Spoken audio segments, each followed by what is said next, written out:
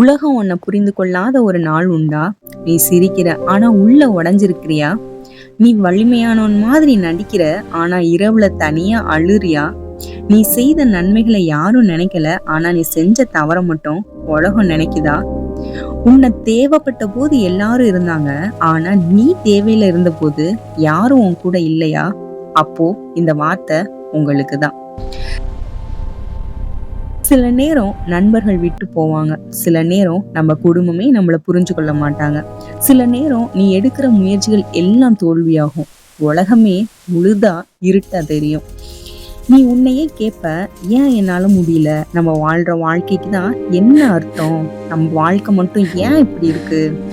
இப்படிப்பட்ட சூழ்நிலையில வாழ்ந்து கொண்டிருக்கிற உங்களை பார்த்துதான் கர்த்தர் சொல்லுகிறார், நானே நானே உன்னை உருவாக்கிய தேவன், உன்னை அறிந்திருக்கிறேன், உன் செய்கைகளுக்கு தக்க பலனை நிச்சயம் தருவேன் என்று. உலகம் கைவிட்டது, ஆனால் தேவன் உங்களை மறக்கல. உலகம் தள்ளினாலும் தேவன் உங்களை தழுவுகிறார். நீ தனியா இல்ல, அவர் உன் கூடவே தான் இருக்கிறார். கைவிடப்பட்ட வாழ்க்கைக்கு தேவனின் பதில் இதுதான். கர்த்தரை விசுவாசிங்க. கர்த்தர் இந்த வார்த்தைகளை நீங்க உங்களுக்குள்ள அறிக்கை பண்ணுங்க. கர்த்தர் உங்க வாழ்க்கையில பெரிய மாற்றத்தை கொண்டு வர வல்லவரா இருக்கிறார். உலகம் கைவிடலாம், ஆனா தேவன் ஒருபோதும் நம்மளை கைவிடவே மாட்டாரு. இப்படிப்பட்ட சூழ்நிலைகள்ல தாவீதும் இப்படிதான் வாழ்ந்து கொண்டு வந்தாரு. அவர் கர்த்தரை நோக்கி சங்கீதம் 27:9 அவர் இப்படியாக ஜெபிக்கிறார், உமது முகத்தை எனக்கு மறையாதையும், நீர் கோபத்துடன் உமது அடியனை விலக்கி போடாதையும், நீரே எனக்கு சகாயர், என் ரட்சிப்பின் தேவனை என்னை நெகிழ விடாமலும் என்னை கைவிடாமலும் இரும் என்று தேவனை நோக்கி, உங்களை போலவே அவரும் இக்கட்டான சூழ்நிலையில தனித்து விடப்பட்டு பாரத்தோட வியாகுலத்தோட கர்த்தரை நோக்கி, எனக்கு உங்க முகத்தை மறைக்காதீங்க, நீங்க கோபமா என் மேல இருக்காதீங்க, நீங்க தான் எனக்கு ஹெல்ப் பண்ணணும், நீங்க எனக்கு உதவி செய்யணும், நீங்க தான் என்னை ரட்சிக்கணும், நீங்க என்னை கைவிடாம இருங்க அப்படின்னு அவர் ஜெபித்தாரு. ஜெபித்த உடனே அவருக்குள்ள ஒரு பெரிய மாற்றம், பெரிய வைராக்கியம், பெரிய விசுவாசம் வருது. இதை நான் எப்படி சொல்றேன்னு நீங்க கேட்கலாம். ஏன்னா அதே சங்கீதம் 27:9 கர்த்தர்கிட்ட இவர் முறையிடுறாரு, வேண்டுறாரு, ஜெபிக்கிறாரு, அழுறாரு, புலம்புறாரு. ஆனா அதே சங்கீதம் 27:10 என் தகப்பனும் என் தாயும் என்னை கைவிட்டாலும் கர்த்தர் என்னை சேர்த்து கொள்வார்.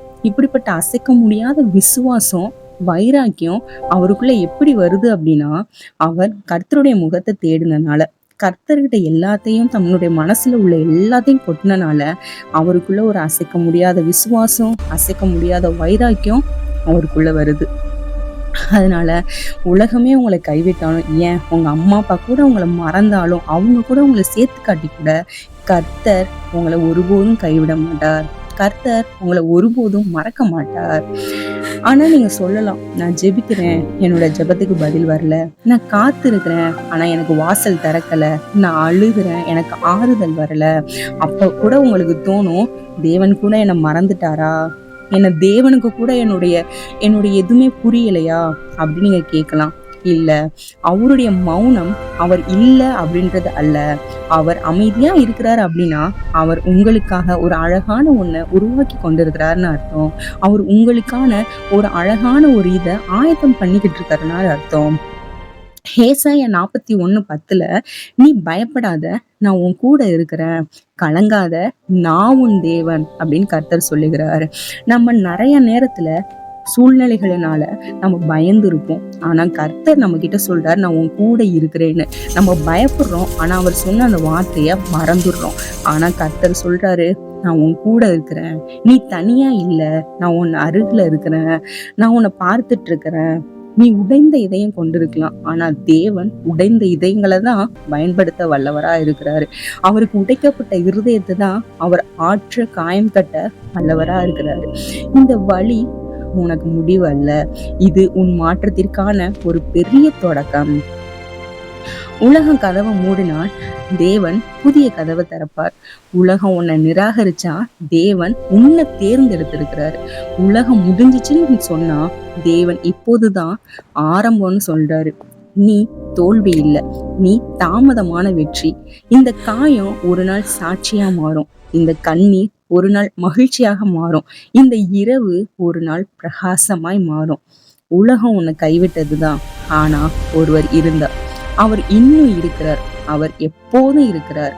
முடிவு பரியந்தம் சகல நாட்களிலும் நான் உன்னோடு இருக்கிறேன்னு சொன்ன தேவன் உன் வாழ்க்கையை மாற்ற தயாரா இருக்கிறார். அதுக்கு நீ செய்ய வேண்டிய ஒன்னே ஒண்ணு, கர்த்தரையே நோக்கி காத்திரு. கர்த்தரையே எப்போது சார்ந்திரு. கர்த்தருடைய சமூகத்துல அமர்ந்திரு. கர்த்தர் நிச்சயமாய் உனக்கான யாவையும் அதினதின் காலத்தில் செய்து முடிப்பார். ஏசு கிறிஸ்துவின் நாமத்தினாலே இது அப்படியே உங்க வாழ்க்கையில நிறைவேறுவதாக. ஆமேன்.